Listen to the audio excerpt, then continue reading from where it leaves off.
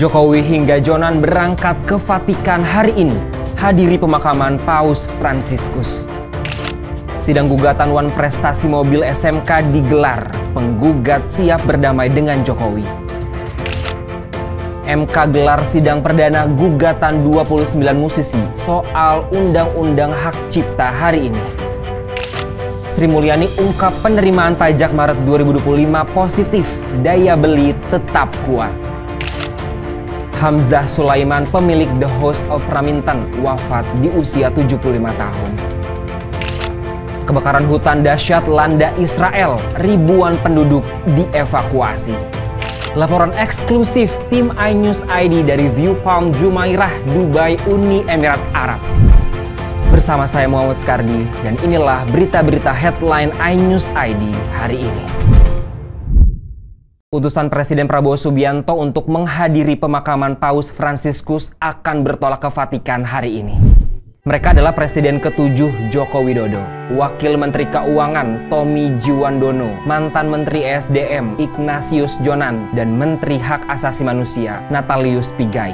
Menteri Sekretaris Negara Prasetyo Hadi mengatakan para utusan Presiden Prabowo berangkat hari ini. Paus Fransiskus akan dimakamkan pada Sabtu 26 April di Basilika Santa Maria Roma, Italia. Sebelum itu akan digelar upacara pemakaman di lapangan Santo Petrus, Vatikan. Beberapa pemimpin dunia yang akan hadir dalam upacara pemakaman adalah Presiden Amerika Serikat Donald Trump, Presiden Prancis Emmanuel Macron, dan Presiden Ukraina Volodymyr Zelensky. Sementara itu, jenazah Paus Fransiskus telah dibawa ke Basilika Santo Petrus pada Rabu kemarin. Jenazah disemayamkan selama 3 hari di Kompleks Gereja Vatikan agar masyarakat berkesempatan memberikan penghormatan terakhir. Paus Fransiskus wafat pada Senin 21 April di kediamannya Kapel Santa Marta. Dokter Vatikan menjelaskan penyebab wafatnya Paus di usia 88 tahun, yakni stroke dan gagal jantung.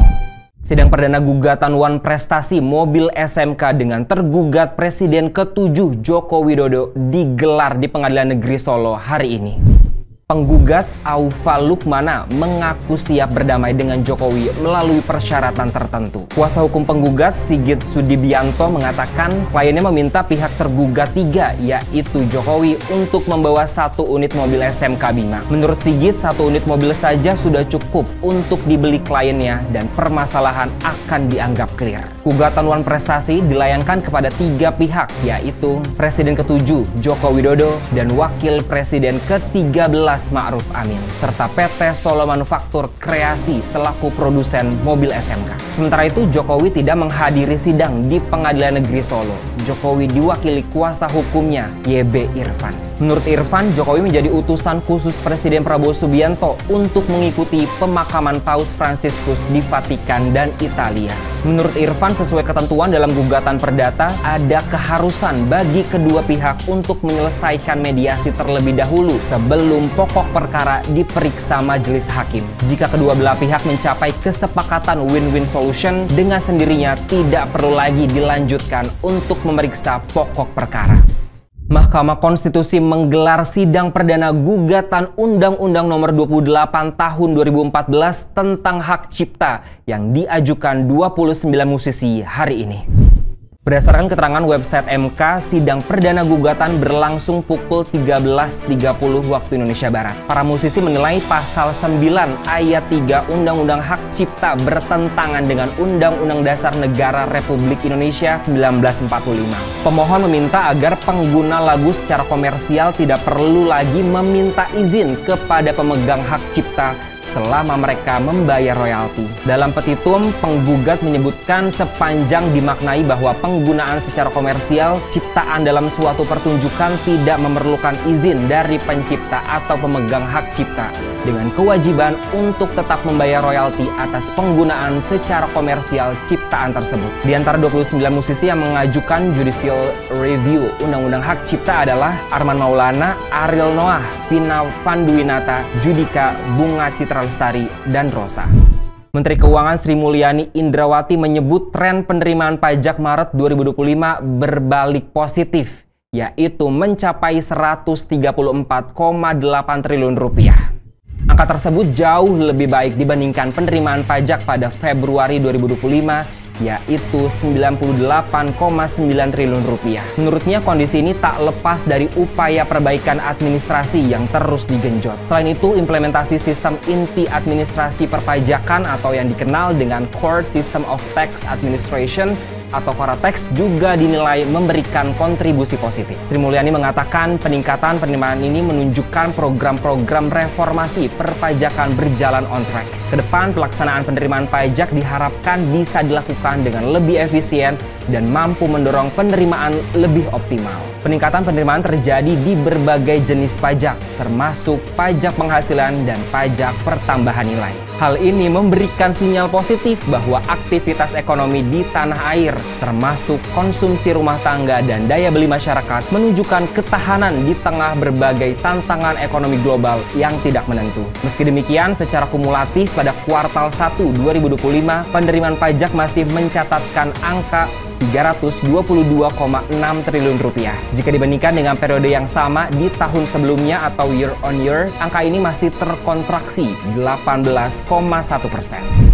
Kabar duka datang dari dunia kuliner dan budayawan Yogyakarta. Pemilik The House of Raminten, Hamzah Sulaiman, meninggal dunia di usia 75 tahun. Kabar duka tersebut awalnya dibagikan di Instagram official Raminten. Almarhum Hamzah Sulaiman memiliki nama gelar pemberian ngarso dalam Sri Sultan Hamengkubuwono X, Raja Keraton Yogyakarta, yaitu Kanjeng Mas Tumenggung Hamijinindyo. Ia merupakan pendiri Raminten yang merupakan restoran ikonik di Yogyakarta dengan mengusung konsep tradisional Jawa. Hamzah memulai karirnya di dunia seni dengan memerankan tokoh perempuan Jawa bernama Raminten dalam acara komedi situasi di televisi. Karakter ini kemudian menjadi ikonik dan diadopsi sebagai nama restoran dan grup bisnisnya. Selain itu, Hamzah juga aktif dalam dunia seni pertunjukan, khususnya tari klasik Jawa. Ia mendirikan kabaret yang menampilkan pertunjukan tari dan drama Jawa, memberikan kesempatan bagi masyarakat untuk menikmati budaya tradisional. Ia penerus usaha keluarga Mirota Batik yang didirikan orang tuanya pada 1970-an. Hamzah juga mendirikan House of Raminten pada 26 Desember 2008 di Kota Baru, Yogyakarta. Restoran ini mengusung konsep angkringan modern dengan sentuhan budaya Jawa, menawarkan menu khas seperti sego kucing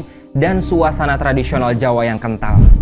Pihak berwenang Israel mengevakuasi ribuan penduduk di 3 kota akibat kebakaran hutan dahsyat.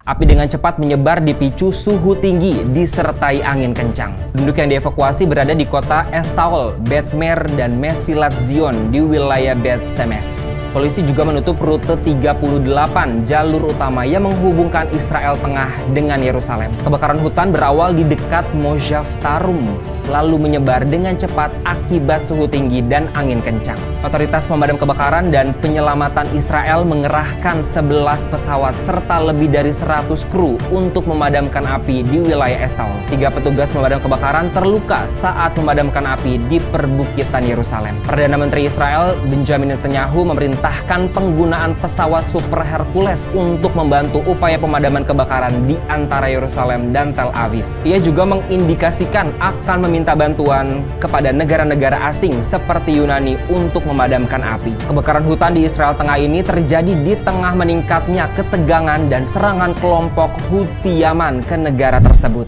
Keindahan view Palm Jumeirah di Dubai menjadi magnet bagi wisatawan mancanegara. Jurnalis iNews ID menikmati secara langsung pemandangan ikonik dari Palm Tower. Silahkan mari Christina Malau melaporkan. Terima kasih Pilus. Halo pemirsa, saat ini saya sedang berada di The View at the Palm Jumeirah. Spot terbaik untuk menikmati Palm Jumeirah. Ini adalah pulau reklamasi terbesar di dunia. Anda bisa lihat bentuknya sangat jelas ya dari sini ya. Pulau ini merupakan pulau buatan yang menyerupai pohon palem. Dan ini merupakan salah satu ikon kota Dubai dan juga UAE.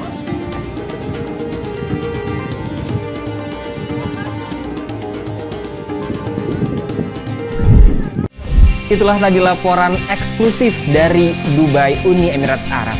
Demikianlah berita-berita headline iNews ID hari ini. iNews ID, cepat, terpercaya.